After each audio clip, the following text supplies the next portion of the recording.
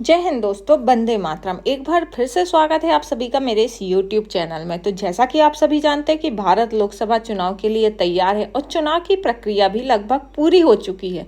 वहीं राजनीति के कुछ पंडित आपको देश के मिजाज, सीटों के बंटवारे और उम्मीदवारों की संभावनाओं के बारे में आपको बताएंगे।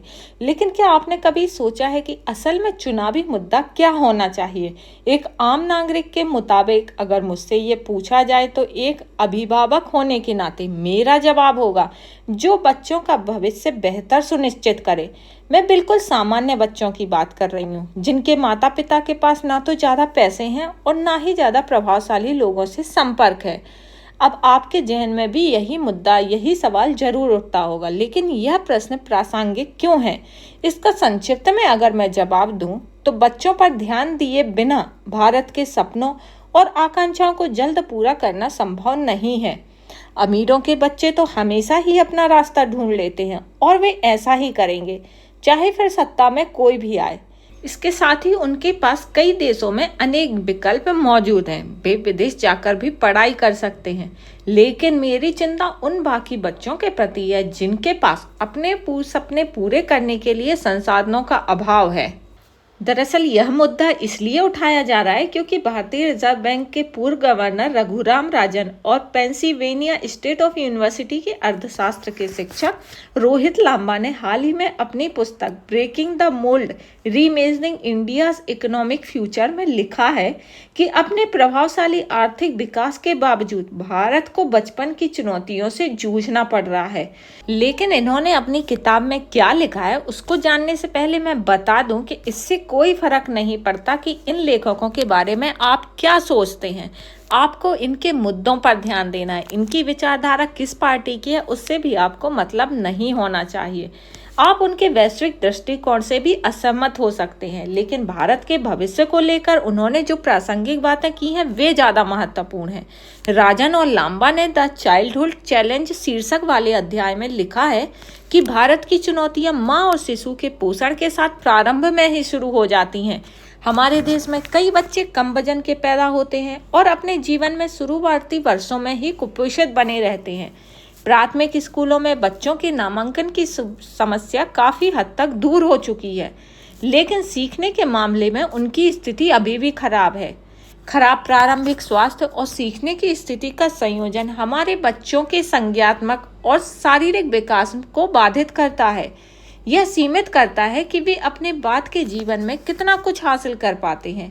इन लेखकों का कहना है कि विश्व स्वास्थ्य संगठन यानी कि WHO के मानक से 2 पायदान नीचे के बच्चों को बौना माना जाता है, जो अपनी उम्र की तुलना में छोटे कद के होते हैं। वर्ष 2020 में 3 दशकों के मजबूत आर्थिक विकास के बावजूद 5 साल से कम उम्र के बच्चे, हमारे 35% बच्चे नाटे कद के थे। अब आप अंदाजा लगा सकते हैं, 35%।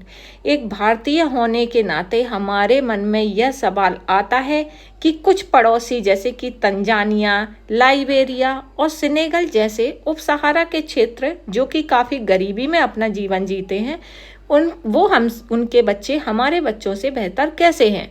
लेखक बताते हैं कि भारत के कई प्रभावशाली नीति विशेषज्ञ तर्क देते हैं कि आनुवंशिकीय भारतीय बच्चों को एक अलग वृद्धि देती है, यानी कि उम्र के हिसाब से ऊंचाई का एक अलग पैटर्न है।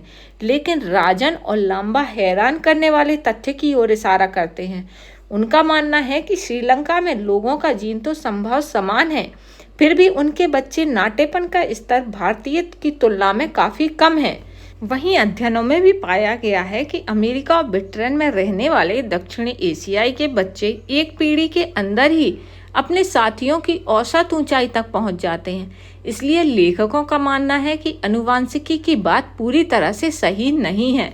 साथ ही उनका कहना यह भी है कि हमें वास्तव में इस बात की समीक्षा करने की जरूरत है कि विभिन्न सामाजिक और आर्थिक समूहों में गर्भवती महिलाएं और बच्चे खा क्या रहे हैं। निर्विवाद तथ्य है कि बचपन में निरंतर कुपोषण के चलते वयस्क व्यक्ति की बौद्धिक और कार्य क्षमता का स्तर कम हो जाता है। साथ ही बीमारी और हृदय रोग का खतरा भी रहता है। इस बात में कोई संदेह नहीं किया जा सकता कि भारत में अति निर्धनता घटी है। हाल ही के वर्षों में मोदी सरकार द्वारा 80 करोड़ लोगों को निःशुल्क खाद्यान्न उपलब्ध कराने की योजना देश भर में भुखमरी को काफी हद तक रोक पाई है। लेकिन इसके बावजूद कुपोषित बच्चों की संख्या में बड़ी संख्या में बढ़ोतरी हुई है। उसका क्या कारण हो सकता है? इसका कारण है कि गर्भवती व स्तनपान कराने वाली महिलाओं और शिशुओं के खाने के पैटर्न और उनकी आदतों का पर्याप्त ध्यान ना देना। भारत में काफ़ी संख्या में बच्चे और महिलाएं खून की कमी से ग्रस्त हैं। इसमें मध्यम वर्ग के लोग भी काफ़ी हद तक शामिल हैं। इसलिए हमें वोट मांगने आने वाले राजनीतिक दलों से इस मुद्दे पर बात अवश्य करनी चाहिए। वर्ष 2023 में आई the annual state of education report यानी कि ASER के आंकड़ों से शैक्षणिक गुणवत्ता और वास्तविकता सामने आई है। यह रिपोर्ट ग्रामीण भारत पर केंद्रित है, जिसमें 14 से 18 वर्ष की आयु के आधे से ज़्यादा बच्चों को 3 अंकों की संख्या को 1 से विभाजित करने में कठिनाई आ रही थी। वहीं इस आयु के वर्ग के 43.3% बच्चे तो ठीक से सवाल भी हल नहीं कर पाए। यह कौशल आमतौर पर तीसरी और चौथी कक्षाओं में अपेक्षित होता है। आधे से कुछ ज़्यादा यानी कि 57.3% बच्चे ही अंग्रेजी में वाक्य को पढ़ पाए। यह तस्वीर राष्ट्रीय स्तर पर है। राज्यों और जिलों के बीच में भारी असमानताएं हमारे देश में देखने को मिलती हैं। साथ ही कई लोग तर्क भी देते हैं कि सामान्य और गैर राजनीतिक मुद्दे भी यही हैं। लेकिन भारतीय बच्चों के भविष्य और जनसांख्यिकी लाभांश से ज़्यादा महत्वपूर्ण और क्या हो सकता है? युवा आबादी ही कथित जनसांख्यिकीय लाभांश ला सकती है। यह सभी साकार होगा जब भारतीय बच्चे बड़े होकर शिक्षित होंगे, कुशल होंगे और स्वस्थ बनेंगे। इससे वे अनिश्चित और निर्मम प्रतिस्पर्धी दुनिया से निपटने के लिए तैयार भी होंगे और यही हमारे देश का भविष्य सुनिश्चित करेंगे। तो आपको भी इस मुद्दे पर अपने विचार व्यक्त करने हैं। कमेंट बॉक्स में कमेंट कीजिए और अपने अपने नेताओं पर, जो भी संसद को आप चुनने वाले हैं, उन तक इन मुद्दों को जरूर पहुंचाइए, क्योंकि हमारे देश के बच्चे ही देश का भविष्य सुनिश्चित करेंगे। तो मुद्दा पसंद आया तो वीडियो पर लाइक कीजिए, चैनल सब्सक्राइब कीजिए।